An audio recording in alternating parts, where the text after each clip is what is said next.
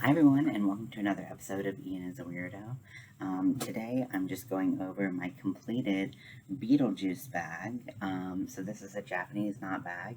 The pattern is by Bag a Day Crochet, and it has two sides to it. It has a green and purple side, as you can see maybe, and a black and white side.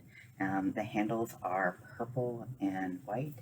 One of them is longer than the other, and it fits through the shorter one. The longer handle fits through the shorter handle to seal up the bag. So this is my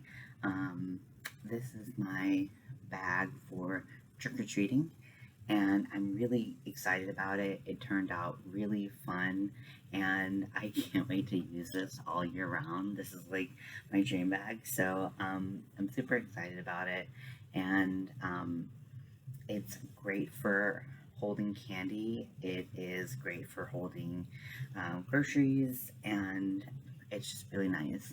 I know it's best to use some kind of cotton blend so it doesn't stretch as much, but I don't mind too much if this stretches a little bit over time. It'll just make it even cuter, I think.